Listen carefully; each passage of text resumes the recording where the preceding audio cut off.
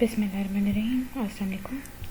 So today we're going to continue our topic, which is factors affecting enzyme activity.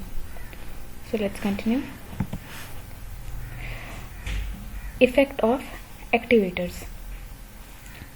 Some of the enzymes require certain inorganic metallic cations like magnesium, manganese, zinc, cadmium, cobalt, copper, sodium and potassium for their optimum activity. Rarely, anions are also needed for enzyme activity. Example, chloride ion for amylase. Metal functions as activators of enzymes. Velocity through various mechanisms combining with the substrate, formation of ES metal complex, direct participation in the reaction and bringing a conformational change in the enzyme. इसको आप ऐसे देख लें. तो इन सारे mechanisms के जरिए से आपके जो मेटल आयंस हैं वो फंक्शन कर रहे होते हैं. ठीक है, तो एक्टिवेटर्स क्या हैं यहाँ आपके? एक्टिवेटर्स हैं मेटालिक कैट आयंस. ठीक है, कैट आयंस और once in a while anion जो कि क्लोराइड है. ठीक है, तो ये सब के सब जो हैं मेटल आयंस जो हैं ये सब क्या कर रहे होते हैं, ये हेल्प कर रहे होते हैं एंजाइम्स को एक्टिवेट करने में. ठीक है, तो इस तरीके से इनके ज़रिए से एंजाइम्स की वेलोसिटी बढ़ जाती है. कैसे बढ़ती है वेलोसिटी? जब मेटल आयंस आपके सबस्ट्रेट के साथ कंबाइन होते हैं और ये मेटल कम्प्लेक्स बना देते हैं. ठीक है, मिलके एक मेटल कम्प्लेक्स बना देते हैं या डायरेक्ट पार्टिसिपेशन करते हैं रिएक्शन में. ठीक है, या फिर एंजाइम को चेंज करते हैं. ठीक है, तो इसके ज़रिए से वो सबस्ट्रेट के साथ कंबाइन होते हैं या मेटल कम्प्लेक्स बनाते हैं या डायरेक्ट पार्टिसिपेशन करते हैं या फिर एंजाइम्स को चेंज करते हैं. ठीक है, तो इन सब तरीक़ों से वो मेटल्स की रिएक्शन की एंजाइम्स की रिएक्शन की वेलोसिटी बढ़ जाती है. Two categories of enzyme requiring metals for their activity are distinguished. तो हमारे जो एंजाइम्स हैं जिनको मेटल्स चाहिए होते हैं अपनी एक्टिविटी के लिए, वो दो तरह के एंजाइम्स हैं. ठीक है, metal activated enzymes. The metal is not tightly held by the enzyme and can be exchanged easily with other ions. ठीक है, तो वो एंजाइम्स जो मेटल एक्टिवेटेड एंजाइम्स होते हैं इसमें मेटल टाइटली हेल्ड नहीं होती एंजाइम के साथ. ठीक है, तो क्या होता है कि वो एंजाइम के साथ जाके मिलती है लेकिन टाइटली हेल्ड नहीं होती है और वो फिर अपने आयंस दूसरे सबस्ट्रेट्स के साथ एक्सचेंज कर सकते हैं और उस तरीके से डिफरेंट प्रोडक्ट बन सकता है. इसकी एग्जांपल है एटीपीएस एंजाइम. एटीपीएस एंजाइम को मैग्नीशियम कैडमियम चाहिए होता है और इसके अलावा इनोलेस इसको मैग्नीशियम चाहिए होता है. ये दोनों एंजाइम्स आपके. उसके बाद दूसरे हैं मिटेलो एंजाइम्स. मिटेलो एंजाइम्स जो हैं ये क्या होते हैं, metals are tightly held with these enzymes. ठीक है, और इसमें ये रेडली एक्सचेंज नहीं होते हैं. इनके एग्जांपल्स हैं, इनको एंजाइम्स चाहिए होते हैं, इन एंजाइम्स को मेटल्स चाहिए होते हैं लेकिन ये उनके साथ मिल जाते हैं और ये फिर एक्सचेंज नहीं करते हैं मेटल आयंस को किसी दूसरे सबस्ट्रेट के साथ. ठीक है, इसके एग्जांपल्स हैं alcohol dehydrogenase, carbonic anhydrase, alkaline phosphatase, carboxy peptidase, aldolase. ठीक है, ये सब के सब इन सब में जिंक होता है. ठीक है, और ये उसके साथ बाउंडेड होता है. उसके अलावा दूसरी एग्जांपल्स हैं फिनॉल ऑक्सीडेज, इसको कॉपर चाहिए होता है. पायरुवेट ऑक्सीडेज, इसको मैंगनीज चाहिए होता है. जेंथिन ऑक्सीडेज, इसको मोलिब्डेनम चाहिए होता है. और साइटोक्रोम ऑक्सीडेज, इसको आयरन और कॉपर चाहिए होता है. नेक्स्ट आप आ जाए effect of time. Effect of time में under ideal and optimal conditions like pH and temperature the time required for an enzyme reaction is less. ठीक है, अगर ऑप्टिमल कंडीशंस होंगी तो टाइम कम होगा, अगर ऑप्टिमल कंडीशंस नहीं होंगी तो रिएक्शन के लिए टाइम बढ़ जाएगा. Variations in the time of the reaction are generally related to the alterations in pH and temperature. ठीक है। तो pH और टेम्परेचर पे डिपेंड करता है, ठीक है। अगर टेम्परेचर बहुत ज़्यादा हाई या लो होता है तो एंजाइम इनएक्टिवेट हो जाएगा। अगर pH बहुत ज़्यादा हाई और लो होती है तो एंजाइम इनएक्टिवेट हो जाएगा, ठीक है। तो टाइम का ये है कि टाइम ज़्यादा या कम, it depends on optimal conditions. इसके अलावा effect of light and radiation, exposure of enzymes to ultraviolet light, beta, gamma and X-rays inactivate certain enzymes due to the formation of peroxidase. Example, UV rays inhibit salivary amylase activity, ठीक है। तो जितने भी light या radiation की sources हैं, जैसे ultraviolet light है, बीटा गैमा रेडिएशन है, एक्स रेज हैं, ठीक है, इन सब से कुछ एंजाइम्स आपके इनएक्टिवेट हो जाते हैं, ठीक है, या उनकी कह लें कि इफ़ेक्ट होती है, वेलोसिटी इफेक्ट हो रही होती है, ठीक है।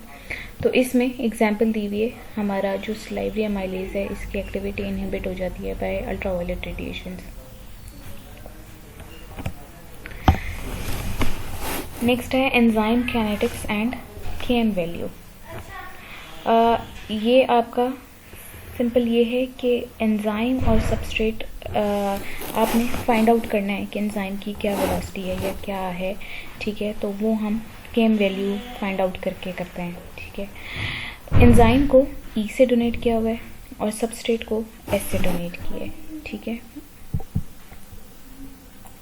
ये दोनों आपस में मिल के बना देते हैं अनस्टेबल एंजाइम सबस्ट्रेट कॉम्प्लेक्स, उसको हम ES कहते हैं, एंजाइम और सबस्ट्रेट का कॉम्प्लेक्स, ठीक है। और ये प्रोडक्ट बनाते हैं P, ठीक है। तो रिएक्शन ये होगा E + S एंजाइम सबस्ट्रेट के साथ मिला, एंजाइम सबस्ट्रेट कॉम्प्लेक्स बना दिया, ठीक है। E जो है अनचेंज्ड रहता है, मैंने आपको पहले ही बताया था एंजाइम अनचेंज्ड होता है, ठीक है। E अनचेंज्ड रहा और ये P आपका प्रोडक्ट बन गया। अब इसमें K1, K2 और K3 ये क्या है, ये रिप्रेजेंट करते हैं वेलोसिटी को, ठीक है। K1 एक साइड का रिएक्शन, K2 रिवर्सिबल रिएक्शन, ठीक है, K3 जो प्रोडक्ट बन रहा है, ठीक है, उन सबको शो कर रहे होते हैं। Km the Michaelis-Menten constant is given by this formula. तो जो Km है वो हम कैसे निकालते हैं, वो इस तरीके से निकालते हैं, इन तीनों के जरिए से। K2 + K3, ये K2 + K3 divided by K1। तो इसमें आपकी जो है फिर Km जब हमें मिल जाता है, ठीक है, तो हम उसको इस आपकी एक इक्वेशन में डालते हैं, Vmax S + Kms और ये V क्या है, वेलोसिटी है, Vmax क्या है, मैक्सिमम वेलोसिटी, सब S क्या है, सबस्ट्रेट कंसंट्रेशन, Km क्या है, माइकलिस-मेंटन कांस्टेंट, ठीक है। तो इससे हमें क्या पता चल जाता है कि एंजाइम की वेलोसिटी क्या है, ठीक है, किसी भी रिएक्शन में। अब एग्जांपल दी हुई है, let us assume the measured velocity is equal to 1/2 Vmax, then the equation में be as follows, 1/2 Vmax is equal to Vmax S over Km + S। क्या हुआ आपका 1/2 Vmax है, ठीक है, 1/2 है, ठीक है, तो 1/Vmax होगा, ठीक है। तो हम अगर इसको इस तरीके से एक्सचेंज कर दें तो Vmax इधर चला जाएगा और Km इधर आ जाएगा, ठीक है। तो ये हमने सिंपली एक्सचेंज कर दिया, ठीक है। तो क्या हुआ कि अब Vmax जो है आपका और 2 जो है इधर आ गया, ठीक है। तो इस तरीके से करके ये ऐसे आ जाएगा हमारे पास, ये हमारे पास आ जाएगी, इक्वेशन आ जाएगी, ठीक है। और फिर उसके बाद Vmax कैंसिल हो जाता है, 2S रह जाता है, ठीक है।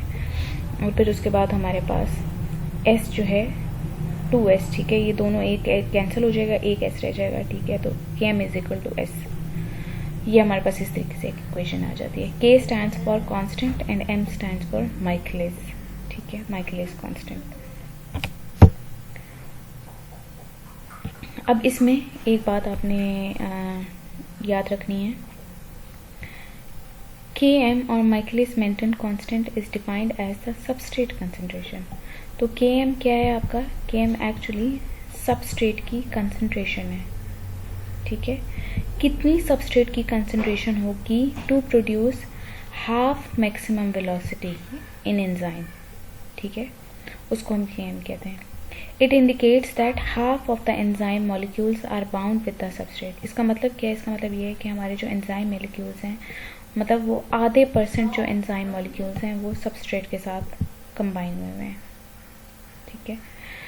Km value is a constant and a characteristic feature of a given enzyme comparable to a thumb impression or a signature.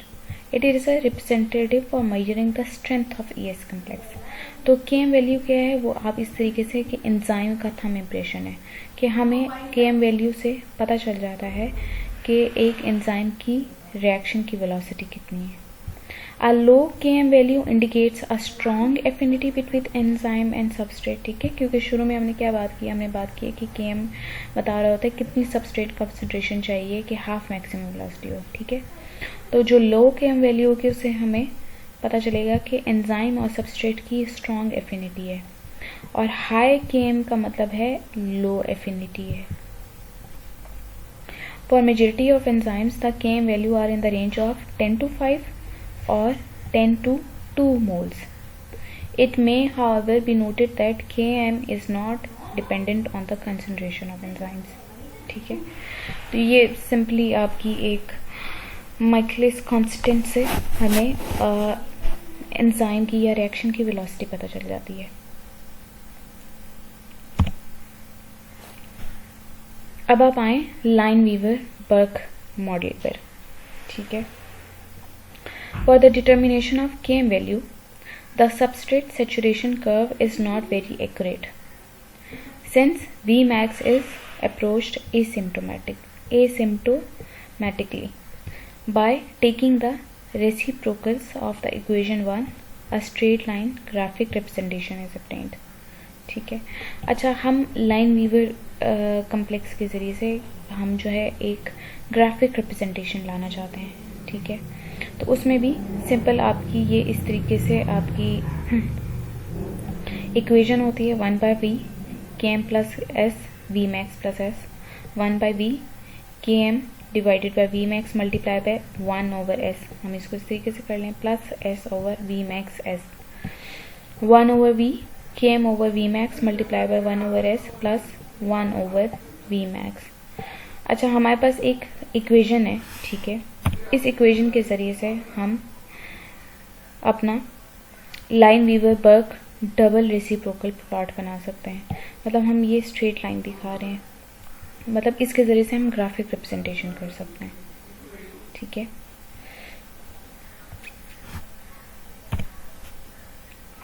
अब नॉर्मली जो है हमने जो बात की हुई है अभी पीछे जो हमारी डिस्कशन है वो सिंगल सबस्ट्रेट एंजाइम पर रिएक्शन की एग्जांपल है, ठीक है, कि भी आपका सबस्ट्रेट जो है एक ही रहता है, ठीक है, उसके ऊपर एंजाइम एक्ट कर रहा होता है। लेकिन ज़्यादातर क्या होता है कि जब भी इन रिएक्शन कैटलाइज हो रहे होते हैं तो हमारे पास 2 या 2 से ज़्यादा सबस्ट्रेट होते हैं, ठीक है।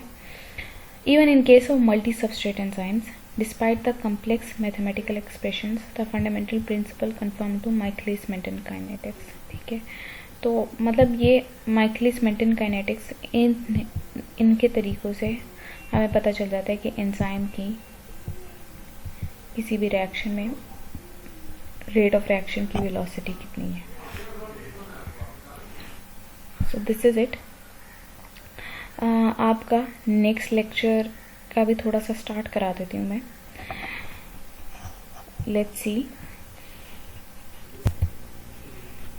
नेक्स्ट लेक्चर है आपका structure and physical properties of water.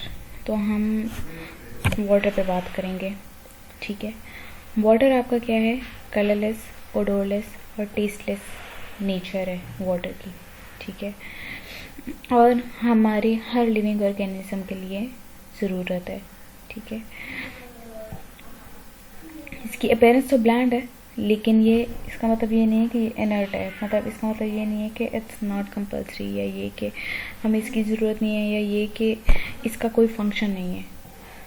It's physical properties unique among molecules of similar size give it unparalleled strength as a solvent, and yet its limitation as a solvent also have important implications for the structures and functions of biological molecules.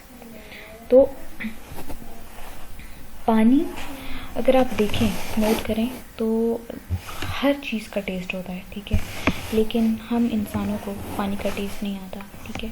ये tasteless चीज़ है, लेकिन हमें इसकी सख्त ज़रूरत होती है। और फिर आप ये देखें कि ये एक वाहिद ऐसा सॉल्वेंट है, ठीक है, जो मेजॉरिटी सब्सटेंसेस को अपने अंदर डिज़ोल्व कर लेता है, ठीक है।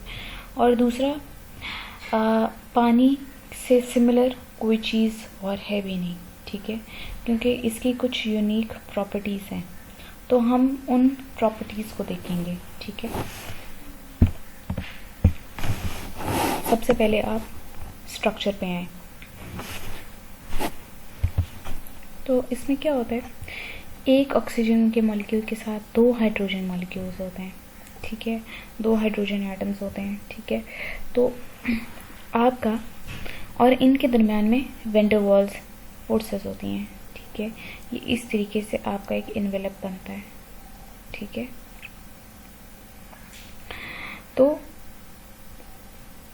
और इसके अलावा ऑक्सीजन एटम के ऊपर the oxygen atoms orbitals are arranged tetrahedrally. 2 orbitals contain non bonding electron pairs, ठीक है। तो ये ऑक्सीजन है, ठीक है, ये इसके ऑर्बिटल्स हैं, ठीक है। एक साइड पे तो ये 2 हाइड्रोजन एटम्स के साथ अटैच हुआ हुआ है, ठीक है। एक हाइड्रोजन के अंदर 2 इलेक्ट्रॉन्स होते हैं, ठीक है। तो दूसरा जो है, ये 2 जो हैं नॉन बॉन्डिंग इलेक्ट्रॉन पेयर्स हैं, ठीक है। ये इस तरीके से आपका अरेंज हुआ होता है ऑक्सीजन एटम वाटर के मॉलिक्यूल के अंदर, ठीक है। ये हम आगे इसके स्ट्रक्चर के बारे में देखेंगे कि क्या इसमें है, ठीक है। आपकी जो फिजिकल प्रॉपर्टीज़ हैं वो ये हैं।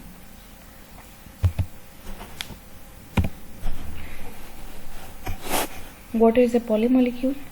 तो हम इसमें देखेंगे कि कैसे पॉलीमोलिक्यूल है, चार्जेस कैसे आते हैं इसके ऊपर, ठीक है। B, hydrophilic substances dissolve in water. तो हम ये देखेंगे कि वो सब्सटेंसेस, ठीक है, जो कि जिनकी वाटर के साथ एफिनिटी है वो पानी के अंदर डिसॉल्व हो जाते हैं, और वो सब्सटेंसेस जो कि हाइड्रोफोबिक हैं वो नहीं डिसॉल्व होते। तो किस तरीके से डिसॉल्व होते हैं, will see that. C, the hydrophobic effect causes non-polar substances to aggregate in water। तो क्योंकि पानी का हाइड्रोफोबिक इफेक्ट है, हाइड्रोफोबिक मानी वो सब्सटेंसेस जिनको पानी से फोबिया हो, ठीक है, पानी के अंदर डिसॉल्व ना हो, ठीक है। तो जो ये हाइड्रोफोबिक इफेक्ट है पानी का, इसकी वजह से जो इतने भी नॉन पोलर सब्सटेंसेस होते हैं, ठीक है, जिनके अंदर चार्ज नहीं होता, उनकी पानी के साथ एफिनिटी नहीं होती, ठीक है, वो क्या होते हैं, वो पानी के अंदर खुद ही से आपस में एग्रीगेट कर जाते हैं, ठीक है। और उसके भी फिर काफ़ी फ़ायदे हैं, ठीक है। जैसे फॉर एग्जांपल हमने अभी पढ़ा है माइसेल्स फॉर्मेशन, ठीक है। तो वो ऐसे ही होता है कि वो हाइड्रोफोबिक होते हैं, वो आपस में एग्रीगेट कर जाते हैं। Then water moves by osmosis and solutes move by diffusion। तो osmosis और diffusion का पानी में क्या प्रोसेस है, हम इसको देखेंगे। ये हम आपके नेक्स्ट लेक्चर में करेंगे। But for today, this is it. Thank you for your concentration. Allah Hafiz.